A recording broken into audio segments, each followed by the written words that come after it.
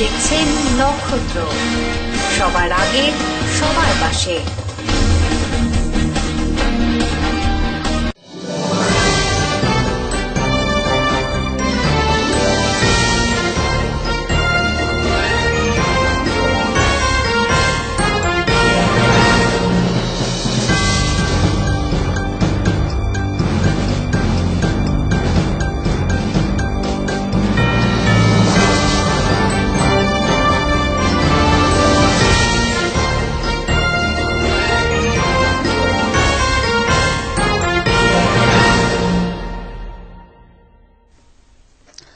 নমস্কার, নক্ষত্র নিউজে আপনাদের সকলকে স্বাগত। আপনাদের মুখোমুখি আমি সৌমিক। আসছি বিস্তারিত সংবাদ নিয়ে। ভারত বাংলাদেশের মধ্যে খুব শীঘ্রই ছিটমহল বিনিময় সম্ভব হবে। দুদেশের মধ্যে ল্যান্ড বাউন্ডারি আইন লাগু হওয়া জরুরি। দুদেশের মধ্যে ছিটমহল বিনিময় নিয়ে যে চুক্তি হয়েছে তা সরেজমিনে খতিয়ে দেখতে 3 বিঘায় ভারত বাংলাদেশ সীমান্ত পরিদর্শনে এলেন কেন্দ্রীয় স্বরাষ্ট্রমন্ত্রী রাজনাথ সিং। 1974 সালে দু দেশের ছিটমহল বিনিময় নিয়ে প্রয়াত প্রধানমন্ত্রী ইন্দিরাজির যে চুক্তি হয়েছিল তার সূত্র ধরে ছিটমহল বিনিময়ের কাজ এগোনোর তৎপরতা শুরু হয়েছে। ভারত বাংলাদেশ সীমান্তে যেসব এলাকায় কাঁটাতারের বেড়া নেই সেখানে জমিজট সমস্যা রয়েছে, রাজ্যকে সে বিষয়ে চিঠি দিয়ে সহযোগিতা চাওয়া হয়েছে। প্রয়োজনে জমিজট সমস্যা মেটাতে রাজ্যের মুখ্যমন্ত্রীর সাথে দেখা করবেন। খাগড়াগড় কাণ্ডে এনআইএ রিপোর্টে দেশের 4 রাজ্যে জঙ্গি প্রশিক্ষণের উল্লেখ করা হয়েছে। এই প্রসঙ্গে খাগড়াগড় কাণ্ডে বেশ কয়েকজন গ্রেফতার হয়েছে জানালেও এর বেশি কিছু মন্তব্য করতে চাননি রাজনাথ সিং। এদিন বাগডোগরা থেকে তিনি হেলিকপ্টারে 3 বিঘার ফুলকাডাবরি ক্যাডার প্রাইমারি স্কুলের মাঠে নামেন। সেখান থেকে সড়ক পথে চলে যান মেখলিগঞ্জের ধাপড়া এলাকায়। সেখানে বাংলাদেশের ছিট বালাপুকুরির কিছু প্রতিনিধির সাথে কথা বলেন। পাশাপাশি ভারতীয় ছিটমহল সমন্বয় কমিটির প্রতিনিধিদের সাথে তিনি ছিটমহল নিয়ে কথা বলেন। এরপর তিনি চলে আসেন 3 বিঘা করিডর পরিদর্শনে। সেখানে বিএসএফ এর থেকে গার্ড অফ অনার দেওয়া হয়।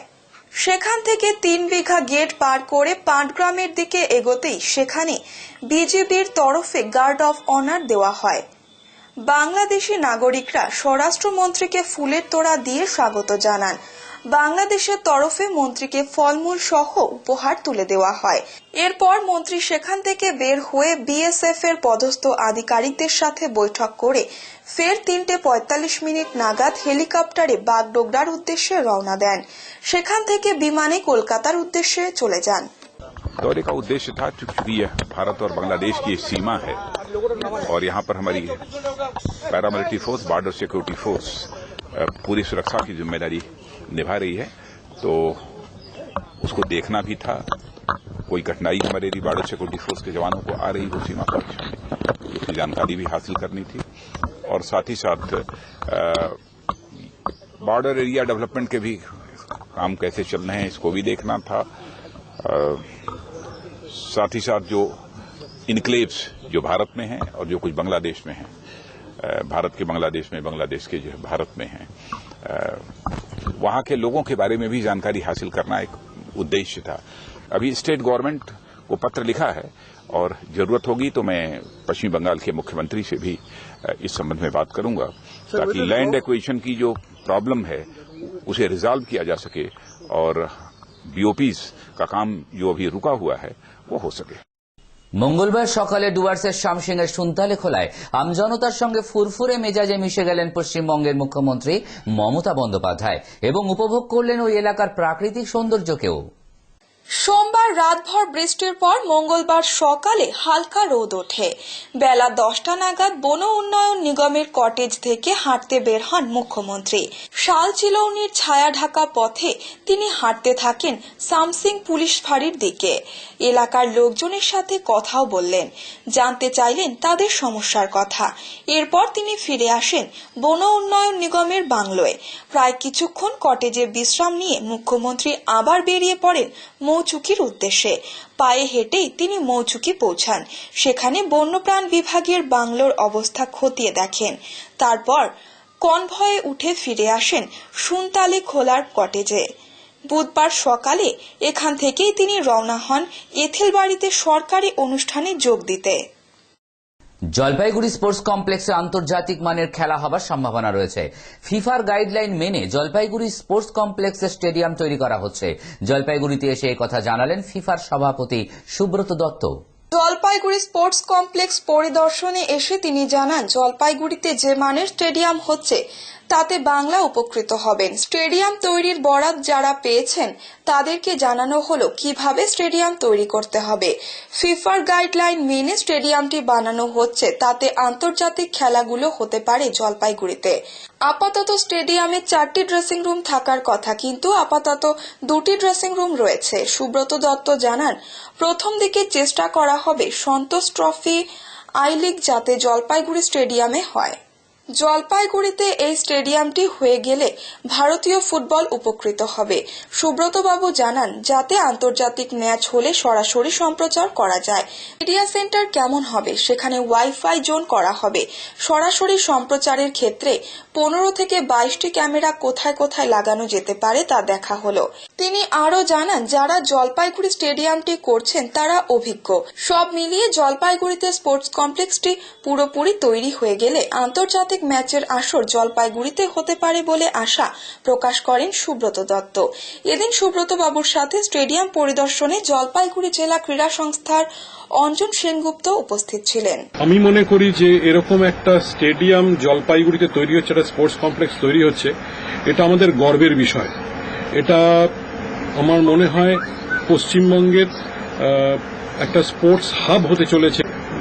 এখানে শুধু ফুটবল মাঠ নয়, এখানে এটা ইন্ডোর স্টেডিয়ামও তৈরি হয়েছে এই জলপাইগুড়িতে।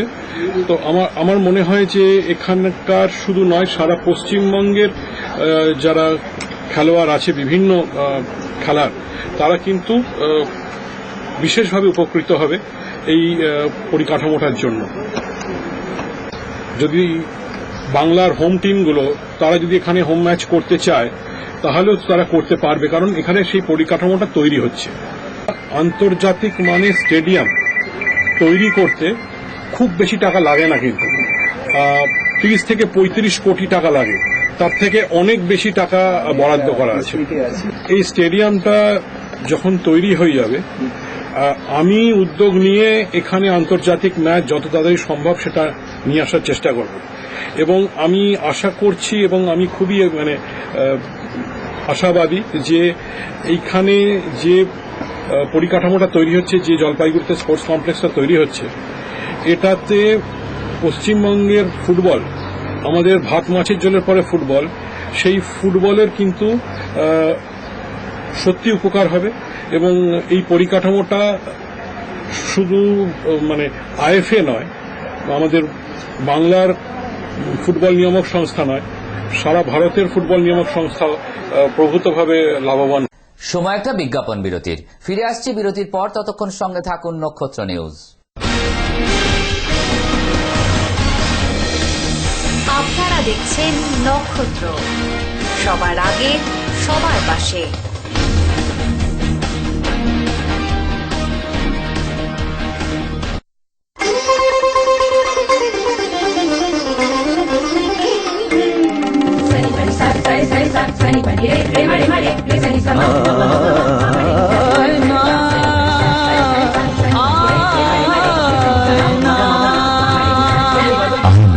সাদা মনের সাদা কথা।